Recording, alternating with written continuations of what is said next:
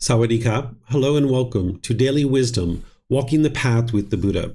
Today is our Pali Canon and English study group, and we're starting a new book. We're going to be starting volume 11, which is titled The Realms of Existence. This is a pretty thick book. I think there's around 150 chapters in this book. Of course, those chapters aren't, multiple pages. It's just, kind of the words of the Buddha and the words that I share. But nonetheless, it's a lot of content. The Buddha is going to be teaching you all about the 5 realms of hell, the animal realm, the realm of afflicted spirits, which are like ghosts, the human realm, and then the heavenly realm. At the beginning of the book, there's some other kind of discourses that just kind of get you prepped to understand what he's going to teach later in the book. But ultimately, he's going to walk you through each individual realm, helping you to understand the various aspects of each individual realm. Now, if you're just starting your journey to enlightenment, this isn't the place where people will typically start learning about these realms. Instead, there's other programs that are actually much more well suited to be able to help an individual develop a foundation in the path to enlightenment and then start developing their practice so that they can be training their mind and making their way to the enlightened mental state. But here, as an individual has maybe studied all the other 10 volumes, it's nice to start learning about these various realms because it's very possible that you could see these beings, even though they're formless beings in hell, the afflicted spirit realm, and the heavenly beings. Some actual people can see these beings, and some people can experience communication, actually hearing these beings speak. So if you didn't understand the way the world is, when you're experiencing these kinds of things, it could really shake you up. So the Buddha taught the cycle of rebirth, and he taught these realms of existence because it is the way things truly are in the world. And in order to be able to awaken your mind, you need to understand the way things truly are and see true reality. By the time we get to chapter 105 of this particular book, you're going to be able to independently verify the cycle of rebirth through 17 different criteria that I share there. And as you make your way through the book, you can learn how to do that and not believing in these 5 realms or the cycle of rebirth, but instead looking to independently verify it. Because everything the Buddha taught, he taught it for a reason. He didn't just stick the cycle of rebirth or the 5 realms of existence in there just for the heck of it. And as many of you guys know that have been studying with me for a while, there are no beliefs in the teachings of the Buddha. It's not about rites or rituals or ceremonies or worship or prayer or believing something. He also didn't use these 5 realms in order to guilt, shame, or fear people into learning and practicing his teachings. But instead, as he's teaching you things like the Four Noble Truths, the Eightfold Path, the 5 precepts, meditation training, and all these other things, and you're starting to lift this pollution out of your mind, if you start hearing voices from these other realms or you start seeing these beings, it could really shake you up if you didn't understand that's the way the world is. So all the teachings of the Buddha are helping you to understand the way the world is, not the way the world should be, but the way the world is, because that's what's going to help you to cultivate wisdom and then now navigate the world more peacefully. So we're going to be starting with chapters 1 through 10 today. And then as we go over the coming months, we're going to be gradually making our way through this entire book. At any time that you guys would like to ask questions, as we always do, you're welcome to ask questions as we go through this particular book. I'm going to do this the same way that we've done them always, which is invite people in Zoom to be able to read a chapter. Then I'm going to share some teachings on that chapter. Then I'm going to open up to any and all questions that you have, whether you're in Facebook, YouTube, or Zoom. If you're in Zoom and you would like to volunteer to read, you can just electronically raise your hand and then unmute your microphone and you'll be able to read the chapters. And when we get to the question period, if you're in Facebook, YouTube, or Zoom, you can ask questions by putting that into the comment section and I'll be able to see that. Or you can electronically raise your hand, unmute your microphone, and ask any and all questions that you might have. Now, one other thing that I'll share here as we get started on this book, you're probably going to hear me share this as we go throughout this book multiple times, that there's certain aspects of these teachings in this particular book that you really actually don't need to know in order to be able to get to enlightenment. The Buddha is going to be teaching you all kinds of intricate details about all these different realms because he had so much wisdom about these different realms. He had a lot of memories and recall of all the different things that were happening in the hell realm, for example, or in the heavenly realm or in the afflicted spirit realm. He had a lot of memories of those things and he shared those details with people. Now, you're not going to need to know that level of detail. So where I encourage students to do things like committing the Eightfold Path to memory and making sure you know the Four Noble Truths inside and out, backwards and forwards, making sure you really understand meditation and all these other teachings that I share. when we get to this book, you're going to probably hear me share multiple times as we explore the chapters that this isn't something that you necessarily need to understand in order to make your way to enlightenment. And if I don't say that and you're curious if that's the case, you can always ask. And you can say, David, is this something that I have to understand in order to get to enlightenment? Essentially, what you're going to need to understand is that there are 5 realms, what those 5 realms are, what the quality of mind of those individual beings are in those realms, and how you move from one realm to the other. This is kind of like the general information of what you're going to need to know. And you're going to gain that and much more throughout this particular book.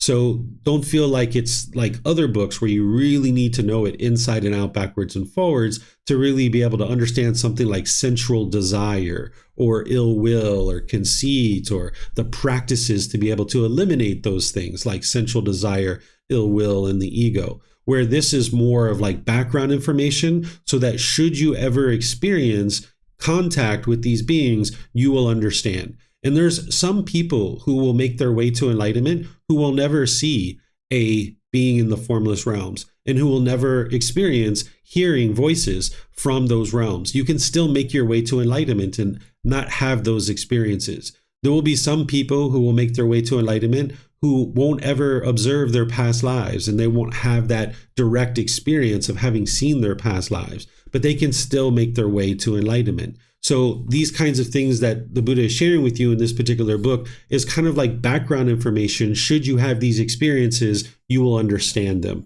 And if you're ever starting to have these experiences and you don't understand them, that's where you can reach out to your teacher, and I'm here to help you to understand them. So it looks like Pat is volunteering to read this first chapter. So I'll go to him. And then, as I mentioned, I'll share some teachings, and then I'll open up to any and all questions that you guys might have related to the specific chapter that we've read.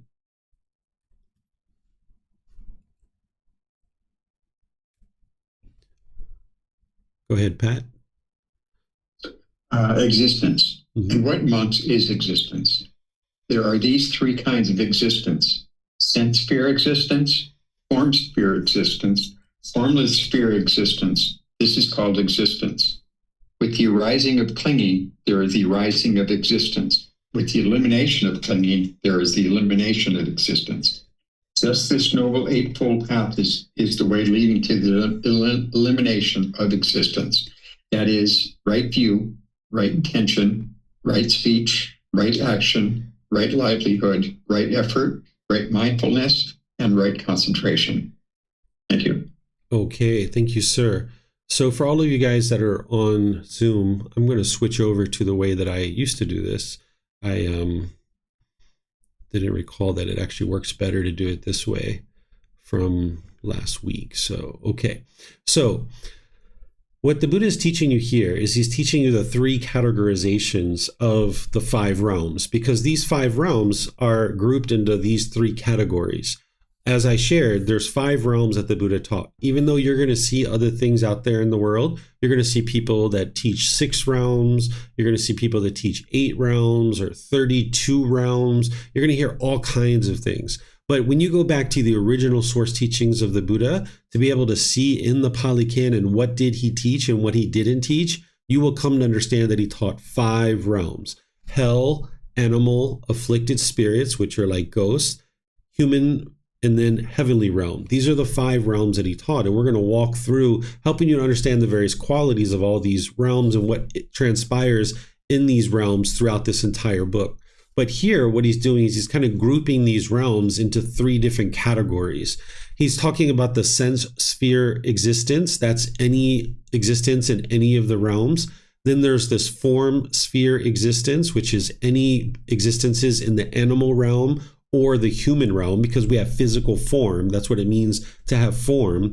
And then the formless sphere existence. This is the hell realm, the afflicted spirit realm, and then the heavenly realm. These are beings that have no physical form. So here, what he's basically sharing with you is that by this clinging that is in the mind, this is what leads to existence. And if you study dependent origination and you've seen that and verified that, you know this is true, that when the mind is clinging and holding on, then it's going to lead to this existence. But with the elimination of this clinging and holding on, that's what's going to eliminate existence. So this continuous coming into the world, and one of these realms is occurring because of craving and clinging, the mind holding on. And as long as the mind's holding on, it's just going to keep repeating and keep coming back into the world over and over and over again. You can see this to be true because, like, let's just say you hear a song or there's some thought that you have in your mind will kind of ruminate with that. It'll just kind of obsessively keep thinking about that over and over, where you just can't get that song out of your mind. It's the same kind of thing as that if you cling to this world, it's just going to keep repeating over and over and over and over and over again. And as you can see that there's these continuous existences that an individual is going to keep coming back into the world over and over and over again. But each time it's a new existence, that there's a brand new body and there's a brand new mind. These things are impermanent. In this existence, you have a body and you have a mind, and they've come together for this existence, but they're both impermanent. At the end of this life, the body is going to essentially dissolve because the body and the mind are going to separate. So now the body is going to deteriorate, and then the mind is going to have the same thing that is occurring. It's going to deteriorate because it's impermanent. But if there are contents in that mind, if there's craving and clinging, if there's residual memories, those things have to find a new mind. That's the spark that leads to the creation of the next consciousness. And now there's a new consciousness. And that consciousness is going to need to find an existence somewhere in the 5 realms. So the Buddha is helping you to be able to see that it's clinging that leads to this continuous existence. Then ultimately, he describes that the way to escape that and to eliminate existence is to train the mind with the Eightfold Path. That's what's going to extinguish the craving and the clinging. If you've learned that, you can see how the Buddha is guiding you to eliminate craving and clinging through practicing each one of these factors. And through exhausting and extinguishing those contents, so to speak, that craving and clinging, by exhausting that in the mind and extinguishing it, destroying it, obliterating it, and eliminating it from the mind. These are some of the words that the Buddha uses. By getting rid of that in the mind, now there is no contents in the mind in terms of craving and clinging at the end of this existence. So there isn't a condition that's going to lead to a new existence. So this mind in this life will be completely peaceful and joyful in the enlightened mental state. And then the causes and conditions that are needed in order to produce the next existence no longer exist. Because the same causes and conditions that produce anger and sadness and frustration and all those other discontent feelings are the same causes and conditions that lead to existence in a future life. So if you extinguish the craving and clinging, you will see that your mind's gradually becoming more and more and more and more peaceful, more joyful. And as that's occurring, you're going to have confirmation that these teachings are actually working. And then if you've independently verified dependent origination, you will know that there's not going to be another existence after this, that you've exhausted the fuel, that you've extinguished it. And it's the Eightfold Path that's going to guide you in being able to do that. So this is just kind of like an introductory little chapter that's kind of just helping you understand these 3 categories, because the Buddha is going to talk about the 5 realms in these ways in certain situations. In other situations, he just names the realm itself of one of those 5 realms. But here he's talking about these 3 categorizations, and you'll see him occasionally refer to them in this way. This is kind of like a summary way to refer to them. So let me know what questions you guys have here. Remember, you can put that into Facebook, YouTube, or Zoom in the comment section, or you can raise your hand in Zoom and unmute your microphone to ask any questions that you might like. So it looks like Vibhav has a question. Go ahead, sir. David says that there are 3 kinds of existence. It says sense sphere, existence, form sphere, and formless. So is that say that the sense sphere is a separate existence, or just say that the sense sphere is in all realms and everybody has it, and with the form sphere is in the animal, human realm, and the formless sphere is all the other realms? Yeah, it's just because it's kind of separated the sense sphere. Yeah, it's 3 categorizations. I explained it down here. You might not have seen this if you haven't read before class, is that the sense sphere existence is describing all the 5 realms. And then the other 2 are just splitting it out into these 2 categories. No, I guess I did read it, but I was not sure. I was not clear on the fact, or is just say that, but it's separating these 3 out, but the sense sphere exists in all the 5 realms. Yes. So I guess the sense sphere is intermingled with the other one, right? Because the form sphere, any being in the form sphere existence will also have sense sphere existence. Right? Yeah, so there's going to be some situations where the Buddha is just going to call it the sense sphere existence. And then what he's talking about there is all 5 realms. And there's going to be some situations where he's talking about the form sphere existence, and he's just talking about animal and human. And then there's going to be sometimes in other discourses where he's talking about formless sphere existence, and he's talking about hell, afflicted spirit in the heavenly realm. So this is just a categorization that makes it easy for him to be able to then refer to the various realms in these ways, rather than say, hell realm, animal realm, afflicted spirit, human realm, and heavenly realm every single time, or rather than say animal realm and human realm every single time, or hell, afflicted spirit, and heavenly realm. He's categorizing it this way, so he has a way of referring to these realms that summarizes it, and he can just say it very seamlessly, and people will understand what he's talking about. Okay, thank you. You're welcome. Okay, let me see if we have any other questions anywhere.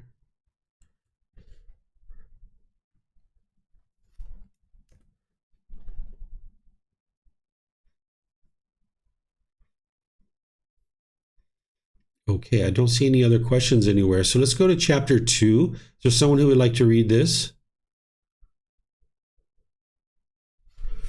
Okay, looks like Vibhav and Samantha. So Samantha will come to you next after Vibhav.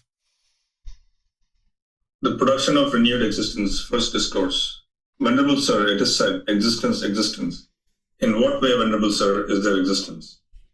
If, Ananda, there was no karma happening in the sensory realm, would sense sphere existence be discerned? No, Venerable Sir.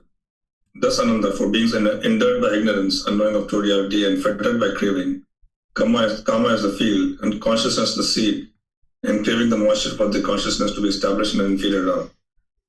In this way, there is production of renewed existence in the future. If, Ananda, there was no karma happening in the form realm, would form sphere existence be discerned? No, Venerable Sir. Thus, Ananda, for beings entered by ignorance, unknowing of true reality, and fettered by craving, karma is the field, consciousness the seed, and craving the moisture for the consciousness to be established in a middling realm. In this way, there is a production of renewed existence in the future. If, Ananda, there was no karma ripening in the formless realm, would formless sphere existence be discerned? No, Venerable Sir. Thus, Ananda, for being hindered by ignorance, unknowing of true reality, and fettered by craving, karma is the field, consciousness the seed, and craving the moisture for the consciousness to be established in a superior realm. In this way, there is the production of renewed existence in the future. It is in this way, Ananda, that there is existence. Okay, thank you, Vibhav.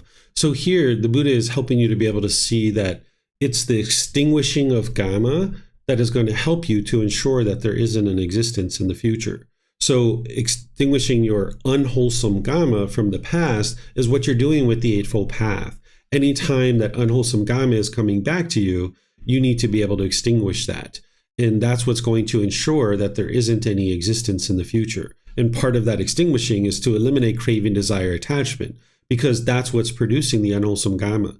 Whenever you're making decisions through craving, anger, and ignorance, or the unknowing of true reality, this is what's going to produce unwholesome karma. And if you're making those decisions now, in the present moment, that is producing new unwholesome karma that you have to deal with in the future. And if there's any of that to deal with by the end of this life, there's going to be existence, because you can't run and hide from your karma. If you generate unwholesome karma, you're going to have to face it.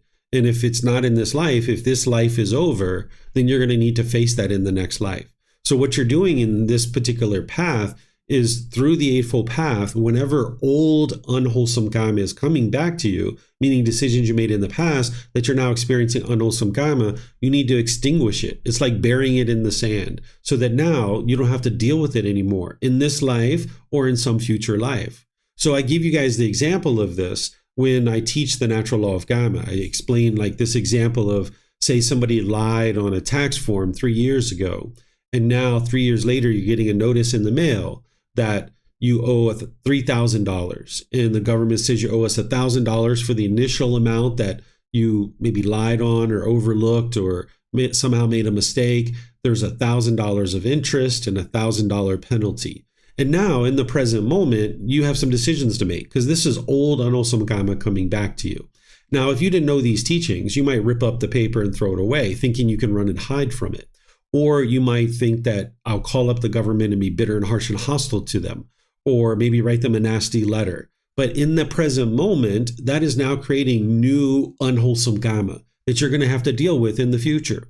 So if you know these teachings and you understand the natural law of karma, you know that's the last thing that you're interested in doing. Instead, what you might do is call up the government or write them a nice letter, be very polite, very kind, accepting responsibility for this error, this oversight, whatever happened. Let them know that, hey, you'd like to make amends here and solve this, but you don't really have maybe $3,000 perhaps.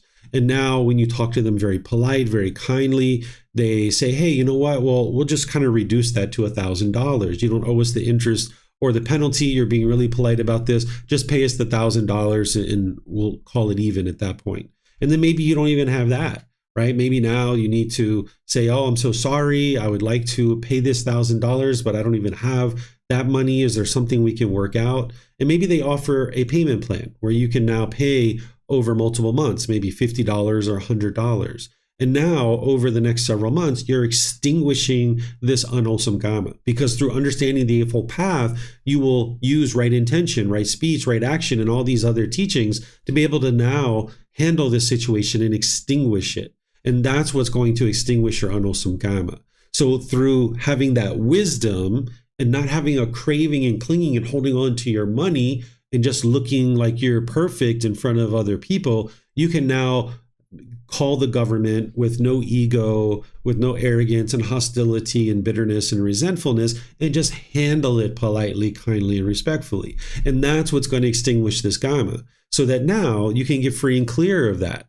Because even if you could snap your fingers today and instantly practice the teachings of the Buddha perfectly, you're still going to experience unwholesome karma coming back to you, which is not possible for you to instantly snap your fingers and practice the teachings perfectly. But if you could, there's still going to be unwholesome karma coming back to you that you're going to need to extinguish. So the Buddha here is helping you to be able to see that through his student asking questions. He's saying, hey, if there is no karma that is essentially needs to be experienced in these three categorizations of realms, would there be existence? And his students are like, no, there wouldn't be existence, because there's nothing for you to experience. You've exhausted it all. You've extinguished all your karma. So the Buddha says, beings hindered by ignorance, meaning that they have this lack of wisdom, right? They have this unknowing of true reality, this confusion, this misunderstanding about how the world truly works in these natural laws. And they're fettered by craving, meaning being held down and burdened by this craving, desire, attachment. Then that means this karma that they're producing, which is all going to be unwholesome. The Buddha is describing this like a field, like a field that you would plant in, like a farmer's field. And then the consciousness itself is the seed that goes into that.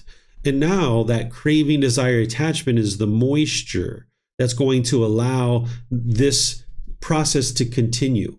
But if there isn't any craving and there isn't any karma, then this can't occur, right? Because if you don't have the field, if you don't have any karma to experience, and you don't have a consciousness because the craving has been extinguished and there's now going to not be a new consciousness, then none of this is occurring. So he's explaining to you what is occurring. And then, of course, in other teachings like dependent origination, the Four Noble Truths, the Eightfold Path, and all those other things, he's teaching you how to stop this whole process from occurring through seeing this cause and effect relationship with all these things. So it's the same thing that he's talking about for each individual categorization of the realms. So I'll pause here and see if you guys have any questions. Remember, you can put those into Facebook, YouTube, or Zoom, or you can raise your hand in Zoom and ask any questions that you like.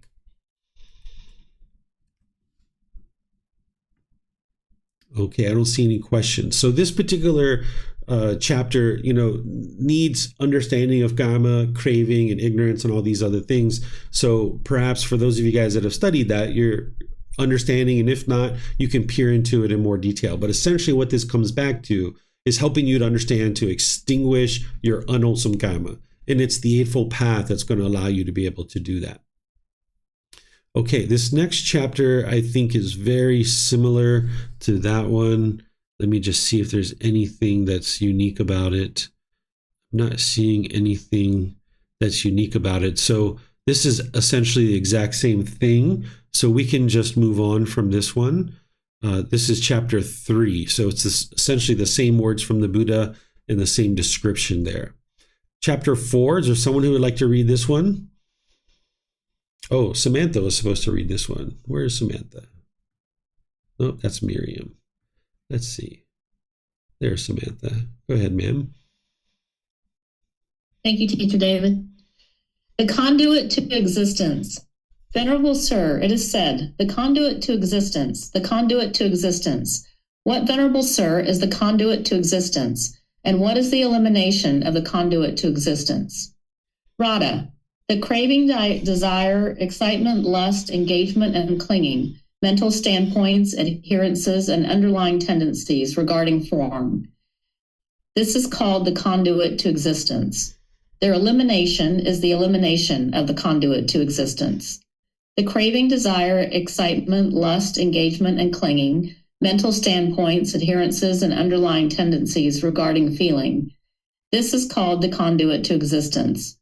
Their elimination is the elimination of the conduit to existence. The craving, desire, excitement, lust, engagement, and clinging, mental standpoints, adherences, and underlying tendencies regarding perception. This is called the conduit to existence. Their elimination is the elimination of the conduit to existence. The craving, desire, excitement, lust, engagement, and clinging, mental standpoints, adherences, and underlying tendencies regarding volitional formations. This is called the conduit to existence. Their elimination is the elimination of the conduit to existence. The craving, desire, excitement, lust, engagement, and clinging, mental standpoints, adherences, and underlying tendencies regarding consciousness. This is called the conduit to existence. Their elimination is the elimination of the conduit to existence. Okay, thank you, ma'am. So here, the first thing to know is what is a conduit, right? A conduit is something that allows something to travel from one thing to the next. So like in an electrical circuit, if you have electricity on one side and you have a wire that's going across to another side, like maybe to like a light bulb, the conduit is the wire, right? That's what's allowing the electricity to flow from one place to the other. So here, the question that the Buddha is being asked is what's allowing something to go from one existence to the other? What is the cause? What is the condition that's leading from one existence to the other and allowing this to continue to occur over and over and over? And what he's saying is craving, desire, this holding on, this clinging to the 5 aggregates. That as long as an individual, as a human being, is holding on to these 5 aggregates, then there's going to be continued existence. That's what's allowing these existences to continue. So for those of you guys that have studied the 5 aggregates, you'll know that there's this physical form, which is like the physical body. This is where the mind is maybe clinging to your appearance and wanting to appear a certain way to other people. Maybe if you get a wrinkle or a pimple or a mole or a gray hair, you start losing your hair, maybe you're shaken up by that because the mind's clinging and craving this permanent existence in terms of the physical form and wanting the physical form to appear a certain way. And now when you're craving and clinging, that causes discontentedness, but it also causes rebirth as well because you're clinging to this physical form and holding on. That's the conduit that's allowing these existences to continue. Then the same thing with feelings, that an individual could be clinging to their feelings, either pleasant, painful, or neither painful nor pleasant.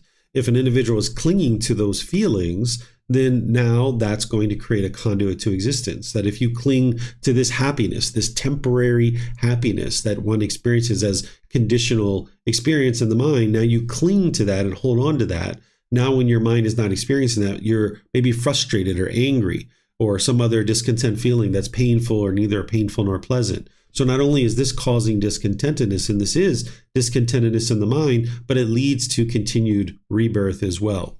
Then the perceptions are like your views and opinions about the world. So if somebody has certain perceptions, like views and opinions that they're clinging to, maybe like political views and opinions or other things like this, the mind can cling to these things.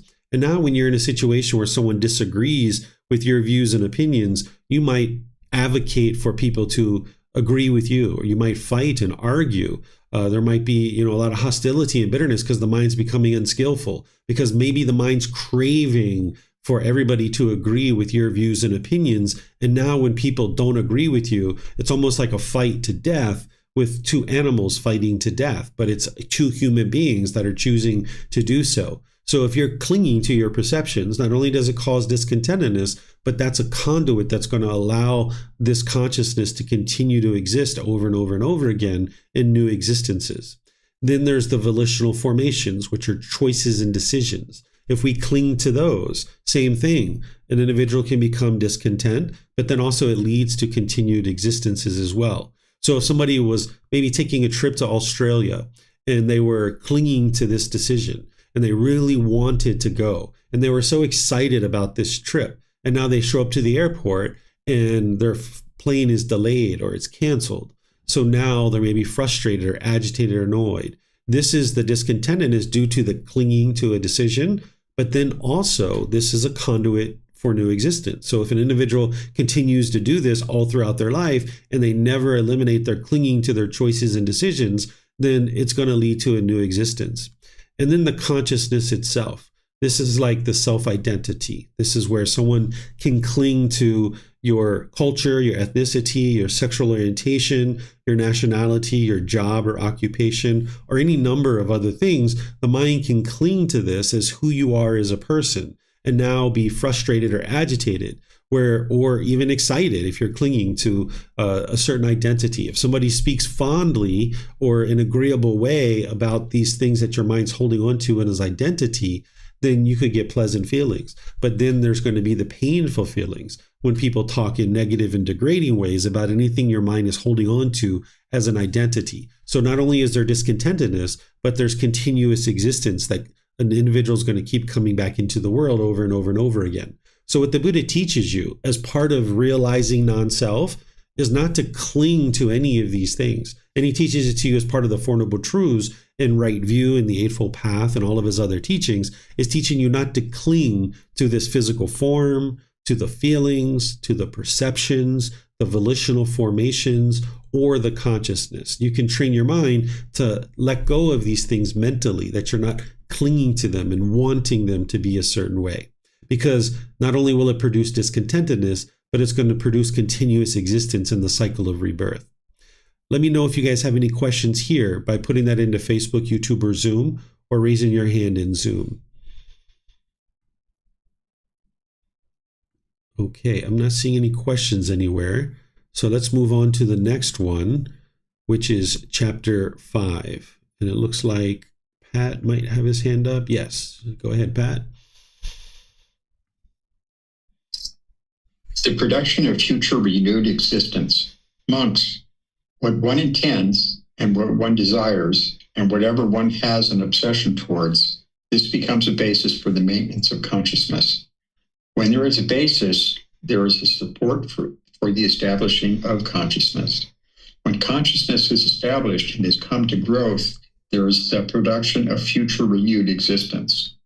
When there is the production of future renewed existence, future birth, aging and death, sorrow, grief, pain, displeasure, and despair come to be.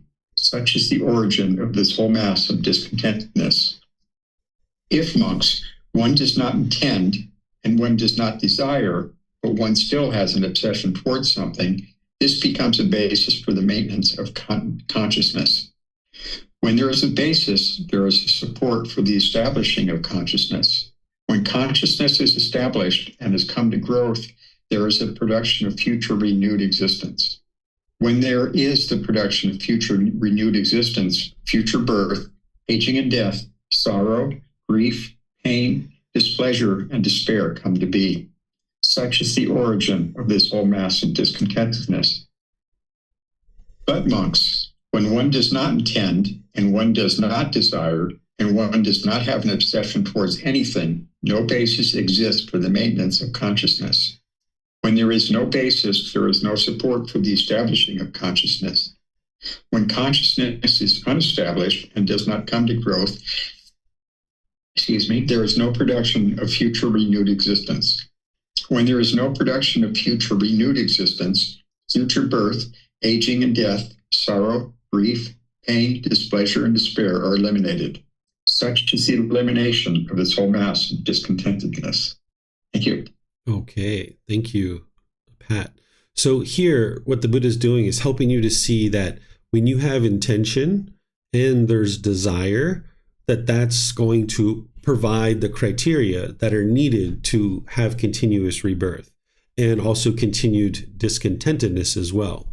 But even if one does not have intention, but they still have desire, one does not have intention and one does not desire, but they still has this obsession towards something, which that's essentially an underlying craving, desire, attachment, then there's still the condition for renewed consciousness. It's only when an individual gets to a point where they don't intend and they don't have desire and they don't have this underlying obsession towards anything, because there can be these underlying residual craving and clinging. Once you don't have this strong desires, you can still have this underlying craving and clinging that is in the mind. But it's when you extinguish and exhaust all of that through the Eightfold Path and all the connected teachings, that then you will eliminate your discontentedness. And you will know, as the discontentedness is gradually diminishing, that you're eliminating the criteria that are producing discontentedness, but you're also eliminating the criteria that produce rebirth. This is one of the beauties about the teachings of the Buddha, is that typically things like what's going to happen in an afterlife and so forth, it's always based in belief in a lot of traditions. But here in the teachings of the Buddha, when you're training your mind to eliminate craving and clinging, you can see in this life that your discontentedness is gradually diminishing. And if you've verified that that's also what leads to rebirth, then you'll have confidence that you're not going to experience any rebirth once you get to the point where it's been 1 year, 2 years, 3 years, you're not experiencing any discontentedness any longer. You know the causes and criteria that are producing that have been exhausted. So therefore, the criteria that produce rebirth, that's also been exhausted too, because it's the same exact criteria. So you can have confidence in this life through the training of the mind and seeing the diminishing of discontentedness that you're headed in the right direction. And now once your mind has been fully trained and fully transformed and there's no discontentedness whatsoever for an extended period, like 1 year, 2 years, 3 years, then you'll know that you have reached to the point where the mind is fully trained and transformed, the mind is enlightened, you're not going to experience any discontentedness any longer, and there's not going to be any more rebirth either. And that can be very comforting and help you to gain confidence to see that that has occurred. So let me know what questions you guys have here. It looks like Samantha has a question. Go ahead, ma'am. Thank you. You alluded to, or maybe I misunderstood what you said about an obsession being maybe just a very slight desire towards something. Would that be still in the conscious mind or in the subconscious mind? When there is a subconscious mind and a conscious mind, it can be both, right? There can be, okay. That's why by the time you get to that second jhana, there's the unification of the mind or the oneness of mind where you can see the entire mind. So by the time you've gotten to the second jhana, it's you can see the entire mind. There's no such thing as a subconscious mind at that point. But prior to that, it could be in the subconscious mind as well. Prior to that. Okay. Mm-hmm. Thank you very much. Mm-hmm. You're welcome. Okay, I'm not seeing any other questions, so we'll move on to the next chapter. This is chapter 6. Is there someone who would like to read this?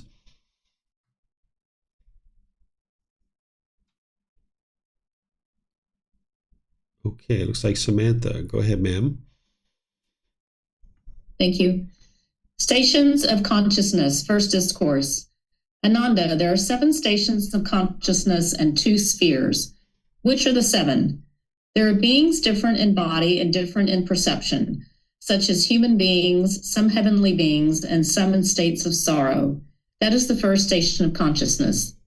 There are beings different in body and alike in perception, such as the heavenly beings of Brahma's company, born there on account of having attained the first jhana. That is the second station of consciousness. There are beings alike in body and different in perception, such as the Abhasara, heavenly beings. That's the third station of consciousness. There are beings alike in body and alike in perception, such as the Sabhakina, heavenly beings. That is the fourth station of consciousness. There are beings who have completely transcended all perception of matter by the vanishing of the perception of sense reactions and by non-attention to the perception of variety, thinking space is infinite. They have attained to the sphere of infinite space. That is the fifth station of consciousness. There are beings who, by transcending the sphere of infinite space, thinking consciousness is infinite, have attained to the sphere of infinite consciousness. That is the sixth station of consciousness. There are beings who, having transcended the sphere of infinite consciousness, thinking there is no thing, have attained to the sphere of nothingness. That is the seventh station of consciousness. The two spheres are the sphere of unconscious beings, and secondly, the sphere of neither perception nor non-perception. Now, Ananda, as regards this first station of consciousness with difference of body and difference of perception, as in the case of human beings and so on, if anyone were to understand it, its origin, its elimination, its attraction and its dangers, and the liberation from it, would it be fitting for him to take pleasure in it? No, venerable sir. And as regards the other stations and the two spheres likewise, no, venerable. Ananda, to the extent that a monk, having known as they really are these seven stations of consciousness and these two spheres, their origin and elimination, their attraction and danger, is freed without attachment, that monk, Ananda, is called one who is liberated by wisdom. Okay, thank you, Samantha. So here, the first thing I'd like to share with you guys is what you're going to see when the Buddha is talking about some of these realms, like hell and the heavenly realm. He's separating it into different categories, where we tend to see nowadays the hell realm is just one realm, and we see the heavenly realm as just one realm, and that's just kind of like the way we think about it. The Buddha actually had subcategories of each one of these realms. And that's what you're starting to see here, is that he's talking about these subcategories of the heavenly realm. So you don't need to know this level of detail. This is what's referred to as a cosmology. A cosmology is how people looked at the world during a certain time frame in history.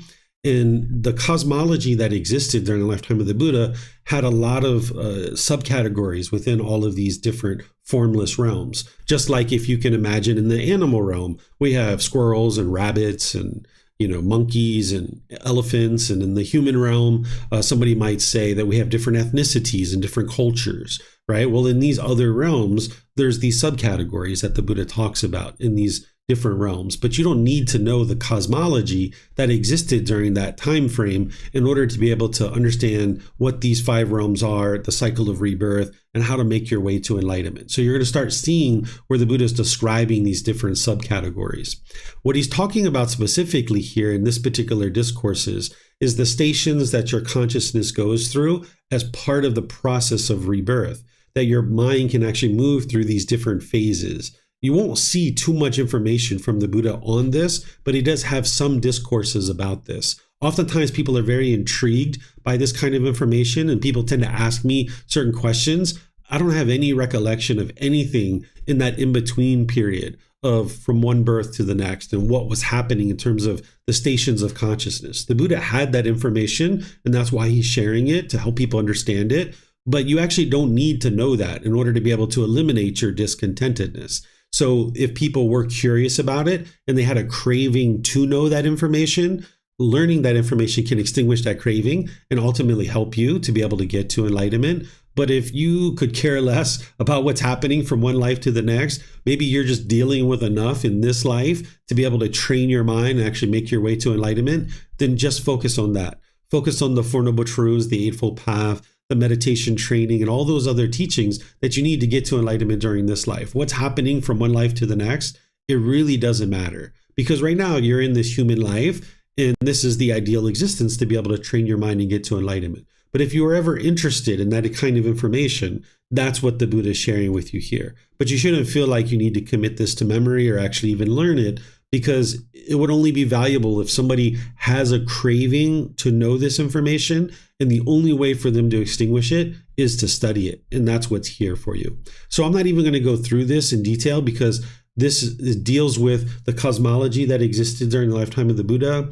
It also deals with certain attainments that I haven't committed to memory, because you're either going to experience those attainments or not. I've actually taught them in other books. But one thing I will point out here to help you guys to be able to see is sometimes when we think about getting to the heavenly realm or something like this, we might think there's only one door as a way to get in there. Because some people understand that you can be reborn into the heavenly realm by being in the third stage of enlightenment, which is a non-returner. And you would be born into the heavenly realm, and in that existence in the heavenly realm, you would get to enlightenment. But there's other ways to be able to move in and out of these different realms. It's not only if you get to the third stage of enlightenment. And here's a good example of that, where the Buddha is describing for someone having gotten to the first jhana, there's the potential for them to be reborn in the heavenly realm. Now, that's not the ideal existence. It's not a permanent existence. Those beings are still in the cycle of rebirth, and they're going to need to get to enlightenment. And they can very easily be reborn into other realms. You can actually go from the heavenly realm down into hell, or into the animal realm, or into the realm of afflicted spirits, back into the human realm, or back into the heavenly realm. You can move in and out of these realms from all these different realms, right? So here you can see that there's not just one door to get into the heavenly realm, and that you'll see that it's not the ideal existence as you learn about these different realms. But if you guys have any questions on this, to the extent that I can answer it, I will do that. So let me know by putting that into Facebook, YouTube, or Zoom in the comment section, or you can raise your hand in Zoom and ask any questions that you like.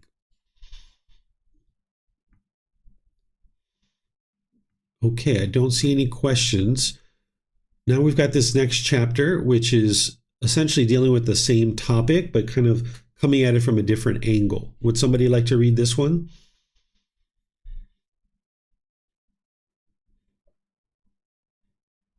Okay, Mr. Pat, go ahead, sir.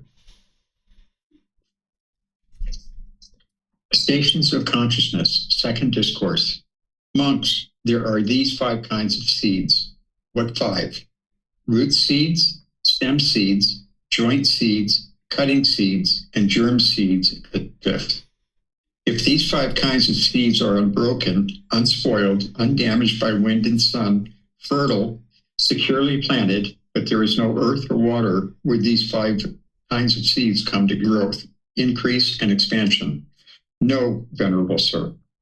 If these 5 kinds of seeds are unbroken, unspoiled, undamaged by wind and sun, fertile, securely planted, and there is earth and water, would these 5 kinds of seeds come to growth, increase, and expansion? Yes, Venerable Sir. Monks, the 4 stations of consciousness should be seen as like the earth element. Excitement and craving should be seen as like the water element. Consciousness together with its nutrients should be seen as like the 5 kinds of seeds. Consciousness, monks, while standing, might stand engaged with form, based upon form, established upon form. With the sprinkling of excitement, it might come to growth, increase, and expansion. Or consciousness, while standing, might stand engaged with feeling, based upon feeling, established upon feeling. With the sprinkling of excitement, it might come to growth, increase, and expansion. Or consciousness, while standing, might stand engaged with perception, based upon perception, established upon perception. With the sprinkling of excitement, it might come to growth, increase, and expansion. Or consciousness, while standing, might stand engaged with volitional formations, based upon volitional formations, established upon volitional formations. With the sprinkling of excitement, it might come to growth, increase, and expansion.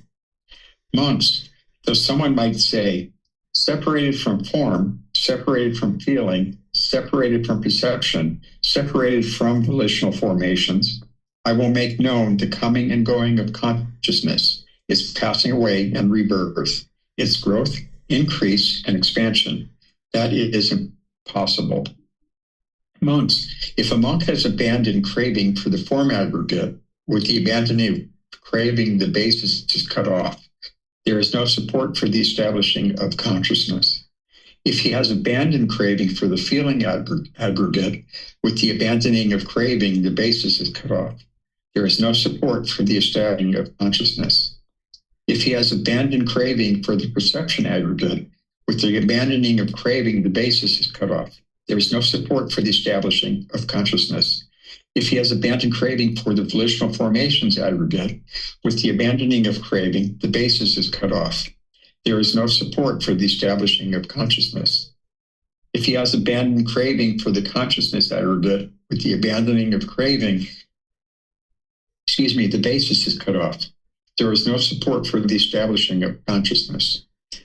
When that consciousness is unestablished, not coming to growth, non-generative, it is liberated. By being liberated, the mind is steady. By being steady, the mind is content. By being content, one is not agitated. Being unagitated, one personally attains nirvana. One understands, destroyed is birth. The holy life has been lived. What had to be done has been done. There is no more for this state of existence. Okay. Thank you. Thank you, Pat. So we've studied a discourse like this that was similar towards the end, but here we've got the first part, which the Buddha is basically saying, okay, if there's these different types of seeds, these 5 different types of seeds, and they were essentially unbroken, unspoiled, and damaged, but they were, and there was no earth, there was no water, would these 5 seeds come to grow, increase, and expand? And the students are saying no, that those seeds wouldn't come to grow because there's no earth, there's no water, so therefore they can't grow. Well, the Buddha says, okay, if these 5 kinds of seeds were unbroken, unspoiled, but there is earth and water, would they come to grow? And of course, the answer is yes. So now the Buddha is describing these aspects of the mind like he's describing these particular seeds, that these 4 stations of consciousness should be seen like the earth element. That's providing the nutriment, essentially the ability for these consciousness to keep coming into place over and over, because there's these 4 stations of consciousness. And now excitement and craving would be that moisture or the water element. So now the consciousness coming together with its nutriment is now like these 5 seeds, that it's going to grow and expand and continue to come back into the world over and over and over again. So then the Buddha is saying, okay, what's allowing this to occur once again is the craving and clinging to these 5 aggregates. That's what's allowing the mind to keep coming into existence over and over and over again. Then he eventually gets to this point where he says, okay, if somebody's going to say that they're going to make known the ending of consciousness by being separated from form, feelings, perception, volitional formations, they're going to make known the coming and going, meaning what is the process of birth and rebirth. He's saying that it's impossible for somebody to know that answer by just being separated from these 5 aggregates, because essentially their mind is not enlightened yet. They still have craving and clinging in their mind, so it wouldn't be possible for that individual to yet know and understand what is actually causing consciousness to come and go. But instead, it's when somebody has abandoned the craving for these 5 aggregates. By having abandoned this, now the basis is cut off. There's no support for the reestablishing of this consciousness. And in that situation, somebody is actually enlightened, and they will know that their mind is enlightened, and they will know the coming and going of consciousness, because they would have been able to independently verify it, that through the extinguishing of their craving and clinging in their mind, they now no longer have any discontentedness. So they basically have fully verified dependent origination. Because you can verify dependent origination just intellectually, but it's not until you fully dismantle it that you've 100% confirmed it, that you've eliminated all your ignorance, you've eliminated your craving, and now you no longer have any discontentedness. So just being separated from these things doesn't allow you to do that. But having fully eliminated your craving and clinging and knowing that you don't have any discontentedness for 1 year, 2 years, 3 years, you've fully confirmed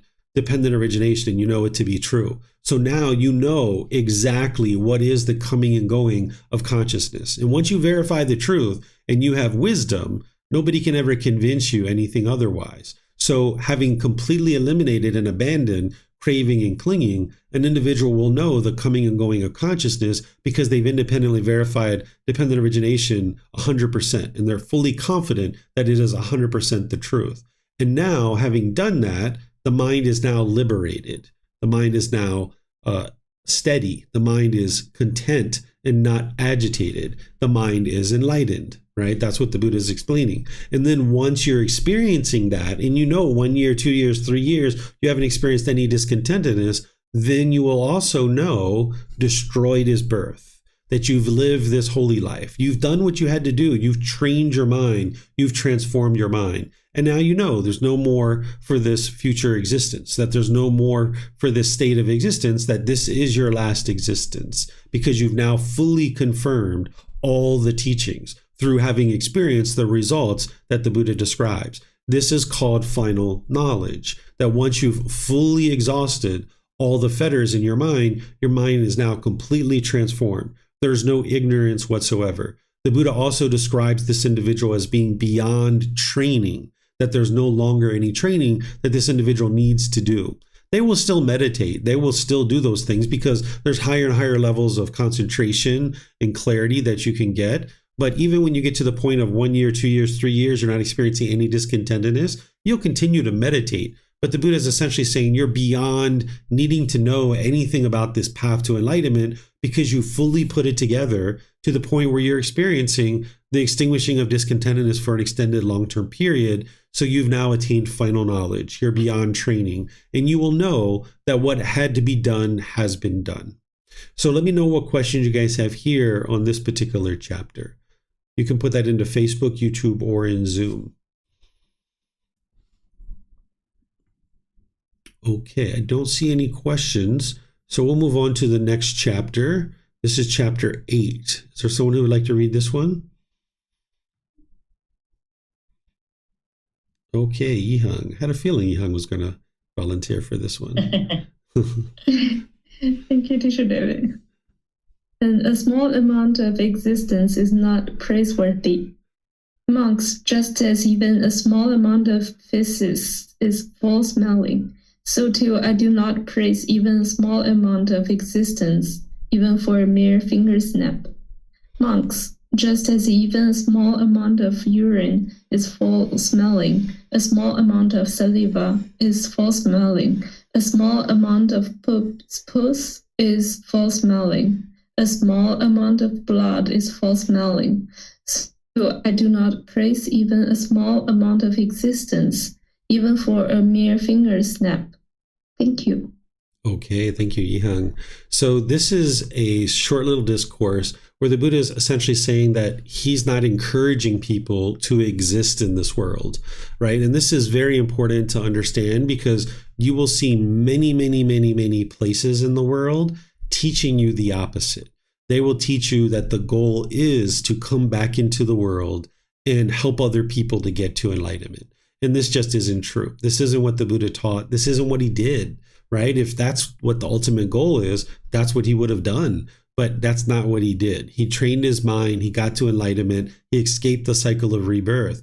And he taught people how to do that same thing during those 45 years that he was teaching from the age of 35 to 80. So here he's saying, just like all of these bodily substances are foul smelling, he considers existence in the world to be that way as well. Now, some people might say, well, that's a pretty pessimistic view to have, right? Well, what he's saying here is he's not looking at it in a pessimistic way. What he's saying is that if there's birth, there's going to be sickness, aging, and death, sorrow, grief, pain, displeasure, and despair. So as long as people keep coming into the world, as long as beings keep being reborn into the world, they're going to keep suffering. They're going to keep having all this discontentedness and this misery and this despair. And while getting to enlightenment, you will be very optimistic and you will understand exactly what it takes to get to that enlightened mental state. And you will thoroughly be enjoying every aspect of your life, you can look back and be like, all this birth stuff, it's kind of overrated, right? Like oftentimes we celebrate when beings are born, and yeah, it's wonderful when a new baby comes into the world and they're smiling and cheerful, and yeah, we can like play with the new baby and all this kind of stuff. But excuse me, about to sneeze. But ultimately what the Buddha is describing here is that it's unwise to continue to come back into the world over and over and over again. So essentially, do the work, right? Do the work now to be able to not have to keep coming back, because every time a being is born, there's going to be sorrow, grief, pain, displeasure, and despair. There's going to be sickness, aging, and death, repeated over and over and over again. So there are some places that will teach you that the goal is to come back into the world over and over and over again. And you can know that that is untrue because you can see it in the original words of the Buddha here. And what people are sharing is that these individuals who are coming back into the world are helping everybody else get to enlightenment.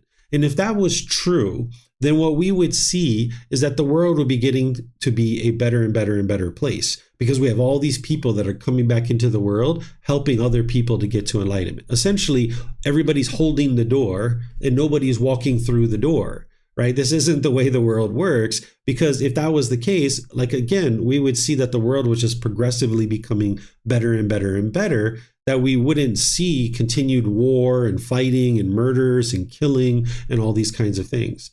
So we have so much killing in the streets of society nowadays, and so much anger and hostility. So you can understand that that's not what the Buddha actually taught. And another way that you can see this too is that it would be very difficult for somebody to ever help another person get to enlightenment if they haven't experienced enlightenment themselves. In fact, it would be impossible for that individual who's never experienced enlightenment themselves to be able to guide other people to enlightenment. Because if they don't know how to attain it for themselves, how would they ever be able to help other people attain it? It's kind of like, would you be interested in learning how to drive a car from somebody who's never driven a car before? Or would you like to learn from someone who's maybe been driving for 5, 15, 20 years, and maybe they've been an instructor for several years? That's probably the person that you would like to learn how to drive a car from, not this person who's never driven a car.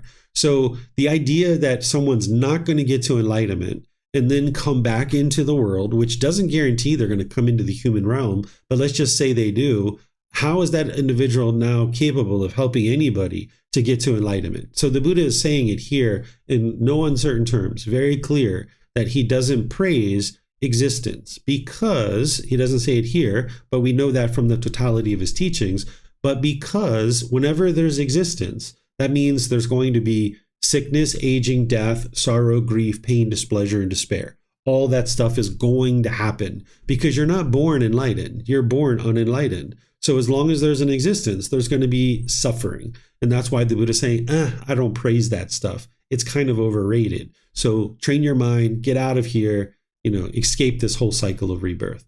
So any questions here on this particular chapter? Okay, I don't see any questions anywhere, so we'll move to the next one. Is there someone who would like to read this one? This is chapter 9. Okay, it looks like Robert's got that one. Go ahead, sir. Just need to unmute yourself there, Robert. One called a being. Venerable Sir, it is said, a being. In what way, Venerable Sir, is one called a being? One is stuck, Radha, tightly stuck in desire, longing, excitement, and craving for form. Therefore, one is called a being. One is stuck, tightly stuck in desire, longing, excitement, and craving for feelings. Therefore, one is called a being. One is stuck, tightly stuck in desire, longing, excitement, and craving for perceptions.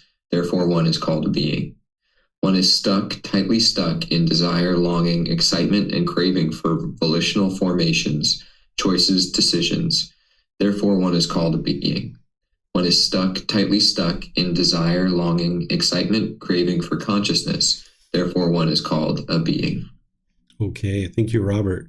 So here, the Buddha is describing what is a living being. He's saying that a living being is going to have these 5 aggregates, essentially: form, feelings, perceptions, volitional formations and consciousness. And he's describing this as being stuck. In the cycle of rebirth, when your mind is not liberated, you can feel kind of stuck. You can feel like you're in a box trying to fight to get out, right? Because there's all these things that are pulling you in these different directions. The mind is longing, yearning for money, or a boyfriend or girlfriend, or sex, or a new house, or a new car, or new clothes, jewelry. The mind's pulling in all these different directions.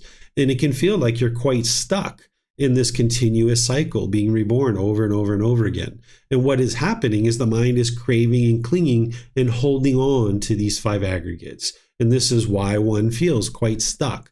But there's an escape, and that's the Eightfold Path. That's what's going to allow you to escape out of this box, out of this continuous cycle, so you can break out of this. But it can sometimes be painful as the mind is letting go of these cravings, desires, attachments, where it once got really excited by these things. Now, when you're letting those things go, it's going to be very painful. So you can't actually get to enlightenment without experiencing painful feelings. Sometimes when we talk about this peace and joy and this happiness and all this cheerfulness and gladness of the enlightened mental state, it's kind of like, oh, we must be walking across the rainbow into the clouds, and oh, it must be so beautiful. Yeah, it is as your mind's becoming more and more peaceful, but in the process, it can be pretty painful as you're letting go of those cravings and that clinging, because the mind's holding on to it. And it got so excited and so happy by these things in the past that now when you're letting go, the mind's not getting what it wants. So you have to walk through these painful feelings in order to be able to get to the other side where the peace is, because those painful feelings are an indication that the mind is actually starting to let go. So it can feel like you're stuck sometimes. You can be stuck, not quite sure what you should or shouldn't be doing in the world in regards to certain decisions that you're making in relationships or in work or different things like this. So here the Buddha is just helping you to be able to see what a living being is, that it's going to have the 5 aggregates. And he's describing this individual who's clinging to the 5 aggregates as being stuck. And that's because one is in the cycle of rebirth. But you're not permanently stuck. It just feels like you're burdened with holding on to that craving and clinging. And you can escape all of that by training your mind to let go and no longer be craving and clinging for these things. So do you guys have any questions on this particular chapter?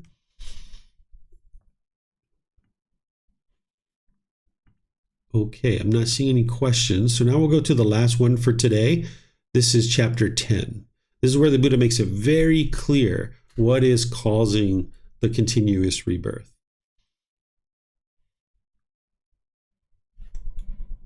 Okay, it looks like Yihang. Go ahead, ma'am. Thank you, Teacher David. Craving is the fuel of rebirth. I declare, Vacha, rebirth for one with fuel, not for one without fuel. Just as a fire burns with fuel, but not without fuel. So, Vacha, I declare rebirth for one with fuel, not for one without fuel. Master Gotama, when a flame is flown by the wind and goes some distance, what does Master Gotama declare to be its fuel on that occasion? When Vacha, a flame is flown by the wind and goes some distance, I declare that it is fueled by the wind. For on that occasion, the wind is its fuel. And Master Gotama, when a being has laid down this body, but has not yet been reborn in another body, what does Master Gotama declare to be its fuel on that occasion? When Vacha, a being has laid down this body, but has not yet been reborn in another body, I declare that it is fueled by craving. For on that occasion, craving is its fuel. Thank you. Okay, thank you, Yihang. So here the Buddha is making it very, very, very, very clear. What is the cause and condition that's leading to rebirth? It's craving. It's clinging, right? All these different chapters that we were studying today was kind of leading to this same point, right? But here he's just making it very clear, because he would have shared these discourses at different times with different people throughout his teaching career, right? So he's going to be teaching these at different times. So just like a fire has logs, and as long as those logs are on the fire, that's the fuel. And now they're sending a spark into the air. And now the wind is carrying that spark, and when it lands, it ignites a new fire. It's a completely new fire. It's not the same fire as before, but it came from the old fire. Because there was fuel, it then produced a new fire. And the same thing is true about the human mind, in any mind of any of these beings in any of these realms, that if there's craving at the end of your existence, that's the fuel that's going to lead to the next existence. In the hell realm, animal realm, and afflicted spirits realm, they can't extinguish all of their craving. They are going to exist in another existence, whether within those realms or in the human or heavenly realm. But in the human realm and in the heavenly realm, we can actually extinguish our cravings to the point where we're experiencing enlightenment. And we'll know that in this life because the mind's peaceful, the mind's joyful, or again, for 1 year, 2 years, 3 years. And you will know that you've exhausted your fuel. So this is a reason why we refer to the 3 poisons or the 3 unwholesome roots or the 3 fires, right? Because those are the fires that are burning that are sending off sparks. So as long as there's craving in the mind, there's going to be anger. That craving is sending off the sparks. And where is all that coming from? Is the ignorance or the unknowing of true reality. As long as there's a lack of wisdom, that fire is still burning, then there's still going to be craving and there's still going to be anger. But when you eliminate the ignorance by cultivation of wisdom, independently verifying the teachings, that's where you extinguish the craving, and that's where you extinguish the anger. You'll know that you're doing that because your mind's becoming more and more peaceful, and you'll know that there's not going to be a renewed existence because there's no more fuel on the fire. The fire has been completely exhausted, right? So there can't be another fire if there's no sparks that are being flung into the air and being supported by craving, desire, attachment. So let me know if you guys have questions here on this chapter.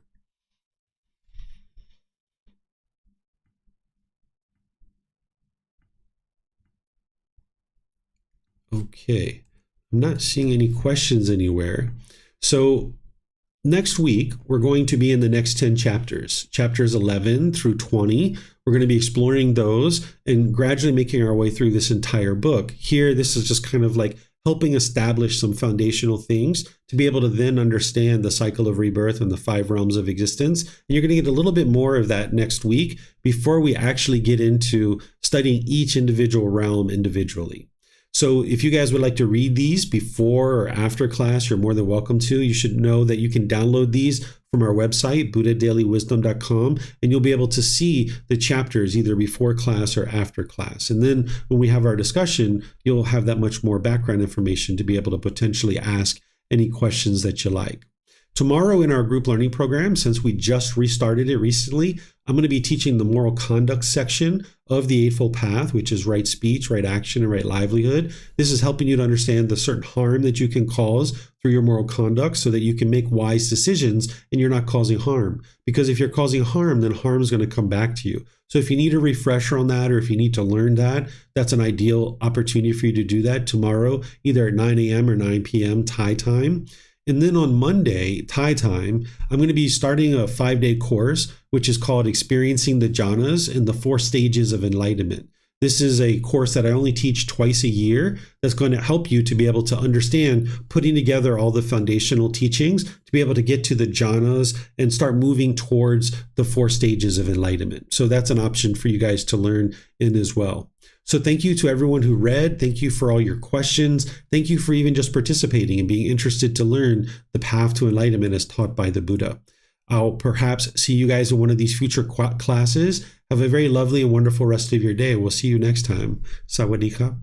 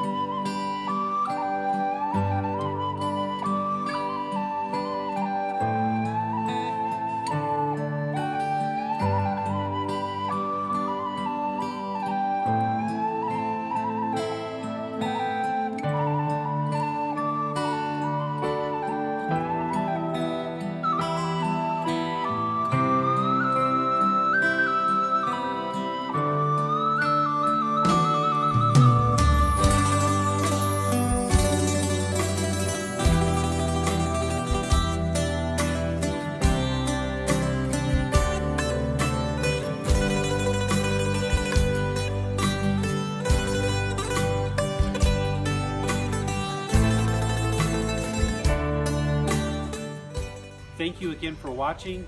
Enjoy your meditation. Look forward to seeing you online and answering any questions that you might have. Thank you so much.